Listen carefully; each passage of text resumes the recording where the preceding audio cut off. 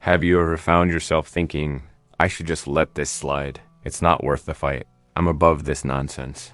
How often have you buried the right response, the essential words, the protest lodged in your chest, simply to sidestep confrontation? Well, I'm about to share something that may sting to acknowledge. Each time you choose this path, you abandon yourself. We exist in a society that worships hollow tranquility. From childhood, we're conditioned to believe that avoiding confrontation signals wisdom. That politeness demands silence when things disturb us. That selecting quietude demonstrates superiority. This is deception. Nietzsche perceived this with ruthless precision. He recognized that much of the virtue you embrace is merely camouflaged cowardice, terror of confrontation, terror of forfeiting affection or validation from others, terror of appearing troublesome, hostile, or self-centered. But here's what I'll tell you. As long as you exist to appease and dodge conflicts, you'll be sentenced to consume your own rage. The philosopher labeled this the slave mentality, a value system constructed by the powerless, by the bitter. Those who couldn't respond, so they mastered hiding behind a mask of meekness and surrender. The most devastating aspect. This has become standard. It has evolved into today's behavioral template. You believe you're being virtuous when you're actually permitting yourself to be controlled. Pause and consider, how many wrongs have you endured just to preserve peace? How often have you remained mute when you understood you needed to voice your thoughts? How frequently have you digested insults, degradation, contempt, all for the sake of harmony? I'm not suggesting you should prowl around battling everyone. That's not the point. This is about reclaiming your right to exist with honor. Because let me tell you, if you don't master facing conflict, it will devour you from within. Bitterness will accumulate, and eventually you won't be able to endure it anymore. Then either you detonate in the most destructive way, or you descend into indifference, convinced that being virtuous means being powerless. But Nietzsche provides an escape route, a philosophy that beckons you to shatter this pattern of submission. That demonstrates how conflict, rather than being your adversary, can become your path to freedom. In this video, we'll explore Nietzsche's concepts about the terror of confrontation. You'll grasp how this slave mentality continues to mold your existence today, and crucially how you can transcend it. Are you prepared to hear some disturbing realities? Then remain until the conclusion. What you'll uncover here might permanently alter how you perceive the world and yourself. To comprehend why you dread conflict so intensely, you must venture beyond individual experiences and examine the core of human moral evolution. No one has pursued this more relentlessly than Friedrich Nietzsche. On the genealogy of morals, Nietzsche exposes a savage process. The values you hold today, those you consider righteous, didn't emerge from spiritual nobility, but from helplessness, bitterness, and the weak's necessity to shield themselves from the powerful. Picture an era when might made right. Noble warriors didn't apologize for their desire for dominance. They ruled, established boundaries, sought their validation in the world. Their morality was dynamic, affirmative. Goodness reflected power, bravery, magnificence, independence. But others existed, the frail, the resentful, unable to triumph in power's arena, lacking strength to enforce their desires. They possess only one remaining option, to flip the game completely. How? By establishing a fresh morality founded on value reversal.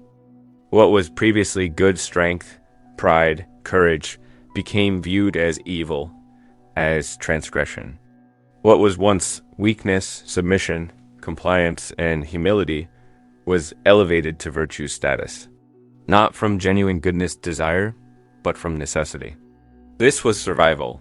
Nietzsche terms this the slave morality, a morality born not from vibrant existence, but from existence's denial.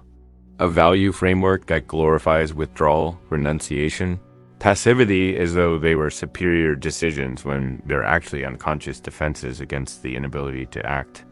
You might believe this is ancient history, but it's not. This morality persists. It shaped your education. It exists in childhood phrases. Don't respond, don't argue, be pleasant, don't create problems.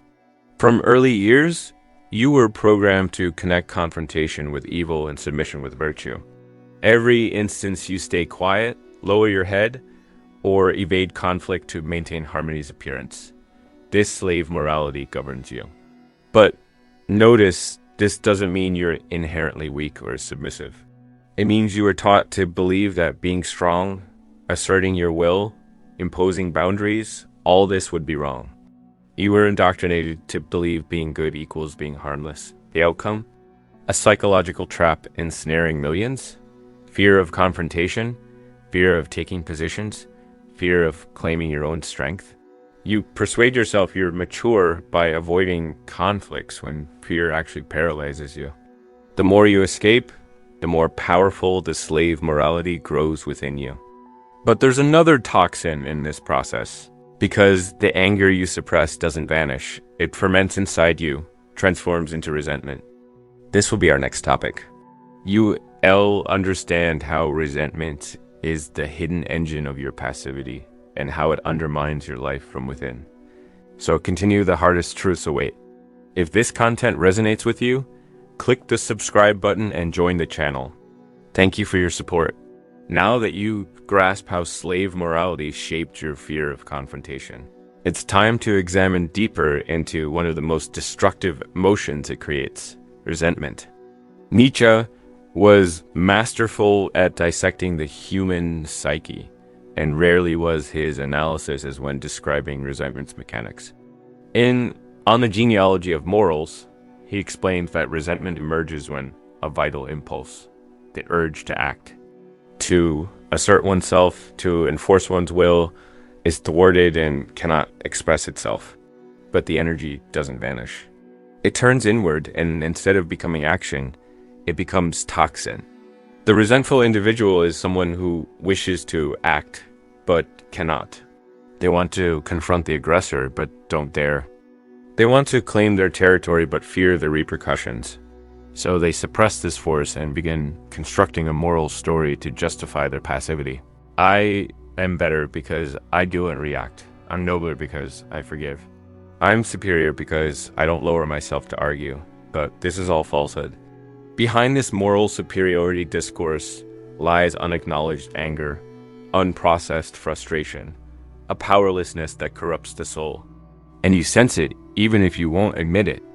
Every time you stay silent facing an insult, then spend hours pondering what you could have said. That's resentment.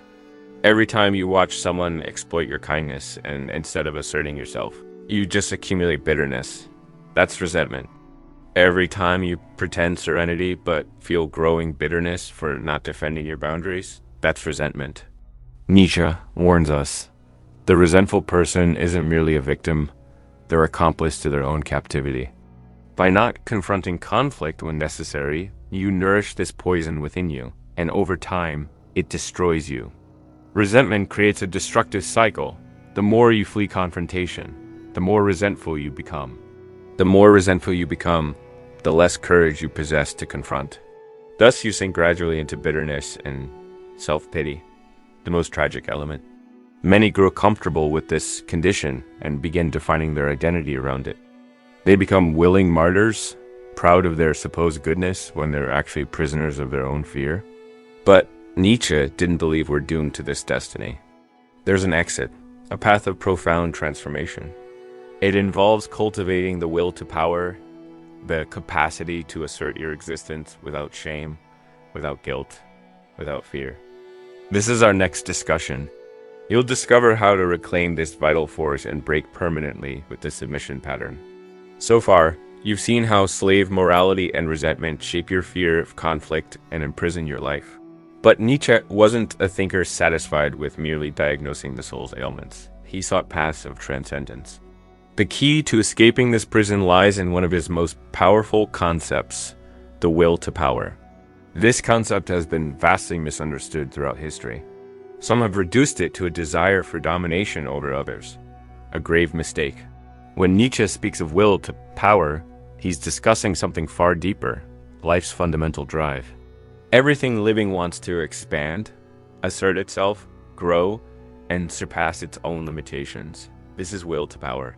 It's the impulse driving the seed to break through soil, the cub to explore the world, the human being to create, conquer, transcend, but slave morality attempts to suffocate this will.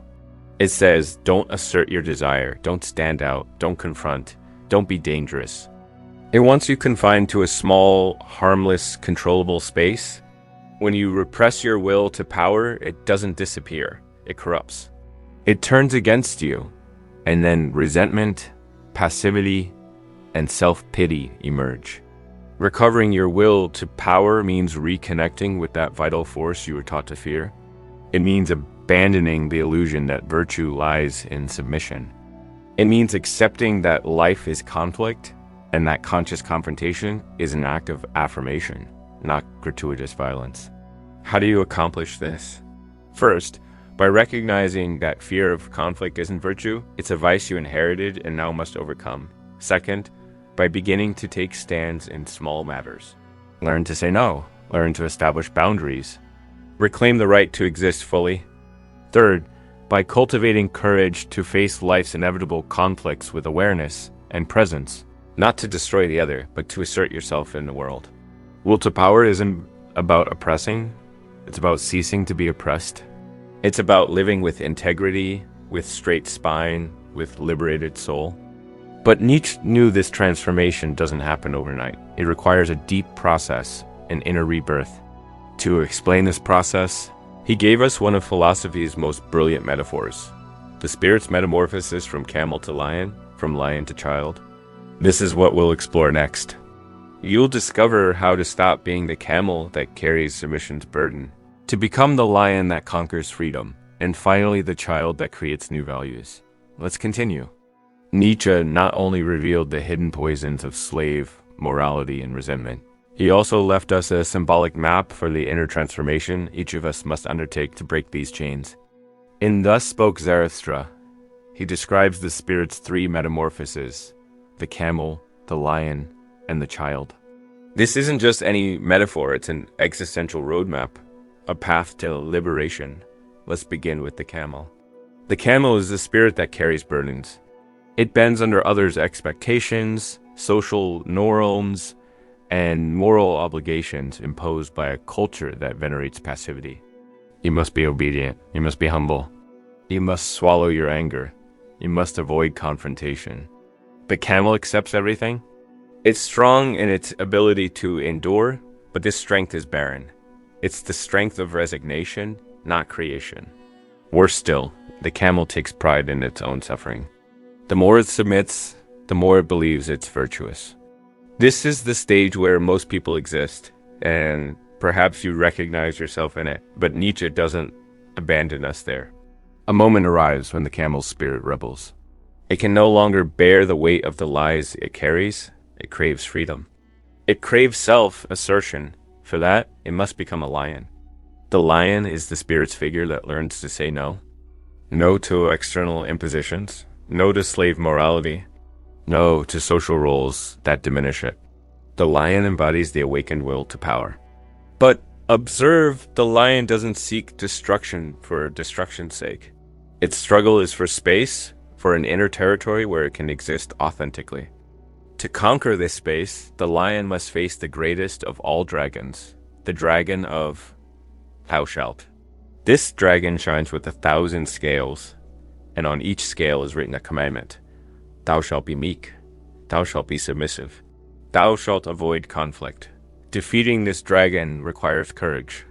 You'll have to face disapproving glances, criticism, rejection. You'll have to deal with guilt that's been internalized since childhood. But this is a necessary battle, because only when you learn to say a genuine and conscious no do you free yourself from submission's prison. Then comes the final metamorphosis, the child. The child is the reborn spirit, free from the camel's weight, free from the lion's defensive need. Now the spirit is creative. It no longer lives by reacting, but by creating. It creates its own values. It chooses where to submit and where to rebel. It lives lightly, authentically, joyfully. At this stage, conflict ceases being a battlefield and becomes a space for creation. You no longer seek to defeat the other, but to assert yourself according to who you truly are. This is the true rebirth Nietzsche proposes. But to reach it, you need to pass through confrontation's fire. You need to cross the desert of rejection and doubt.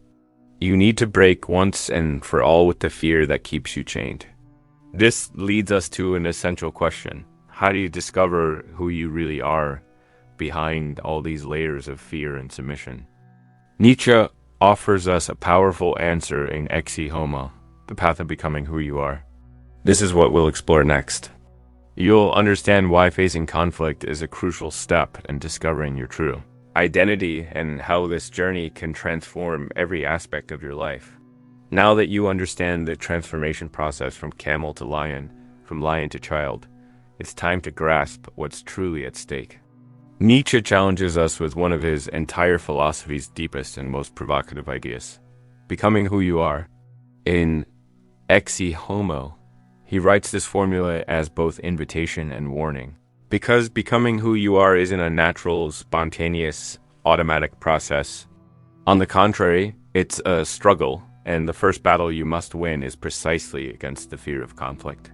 Have you ever paused to consider how much of your life you live for others?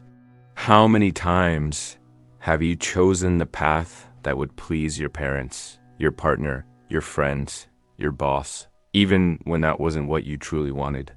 How many times have you swallowed your truth to avoid discomfort? Nietzsche shows us this is existence's most insidious trap. Most people never become who they are.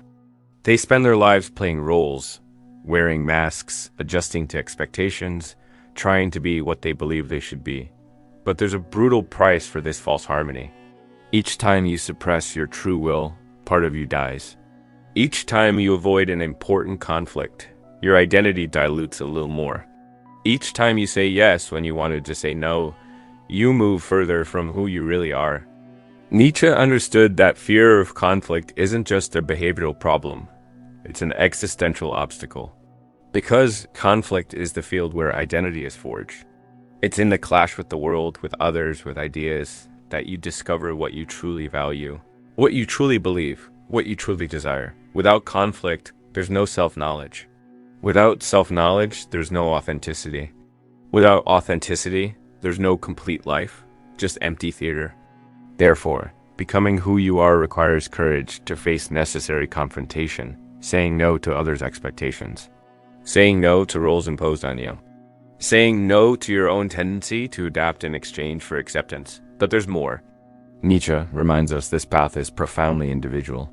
There's no ready-made model for who you should become. There's no universal morality you must follow. You must create your own path, your own values, your own way of living. And that's frightening, because without the herd's rules, you're alone. Initially, it hurts. You lose applause. You lose security's illusion. But in exchange, you gain something infinitely more valuable, the possibility of living with integrity. Each conflict faced with awareness is a step on this path. Each boundary imposed with clarity is an act of affirmation. Each time you speak your truth, even trembling, even with fear, you take a step toward yourself. Nietzsche doesn't promise us comfort. He promises us the chance to live as authentic individuals. And that's worth more than any social approval. But for that, it's necessary to accept an uncomfortable fact. Silence in the face of injustice, abuse, oppression isn't virtue, it's complicity. And that's what we'll discuss in this video's final part. You'll understand why the silence you may have cultivated as a sign of kindness actually everything that oppresses you, and how to break once and for all with this cycle. Now that you've come this far, it's time to face a truth many prefer to avoid. Your silence has a price, and it's not a small one. How many times have you told yourself that staying silent was the wisest choice, that it wasn't worth fighting, that it wouldn't change anything, that it was better to let it pass? How many times have you swallowed humiliations, disrespect, small and large abuses, all in the name of supposed harmony? But here's the reality. Every time you choose silence in the face of injustice, you're not being neutral. You're reinforcing the behavior that oppresses you. You're teaching the world that you accept being treated this way. You're allowing patterns of domination, abuse, and disrespect to continue existing within your life and society as a whole. Nietzsche saw this clearly. He knew that a morality built on fear doesn't lead to peace, it leads to the spirit's degeneration. When you remain silent to avoid conflict, you don't build a better life. You build a tomb for your will. And don't be deceived. The world notices this. People can sense when you're afraid to assert yourself, and those who act in bad faith exploit it. The silence you think protects you actually exposes you. Every unspoken boundary is an invitation for someone to cross it. Every unspoken truth is an opportunity for lies to take root. Nietzsche teaches us that an authentic life requires courage. And courage isn't fear's absence. It's the willingness to act even when fear is present. Conflict, when necessary, is a field where integrity asserts itself. It's where you show yourself and the world that you have backbone, that you have values, that you have limits. So the next time the impulse to stay silent arises, ask yourself, am I really being wise or am I just being cowardly? This question, if asked honestly, can change your life. And remember, becoming who you are doesn't happen in complacent silence. It happens in the courageous affirmation of your own existence, in necessary confrontation, in inevitable conflict. You weren't made to be an eternal camel carrying others' burdens. You have within you the lion and the child. You have within you the strength to say no and the creativity to build a life that's truly yours. But this requires action, and it requires that you start now. If this video spoke to you, if any part resonated within you, I want you to comment below. Say, I choose to no longer remain silent. Write that down, because putting this decision into words is already a first step toward making it real. And don't stop here. Continue the journey. The next video is just as important as this one. It will help you deepen this transformation process you've started. See you there.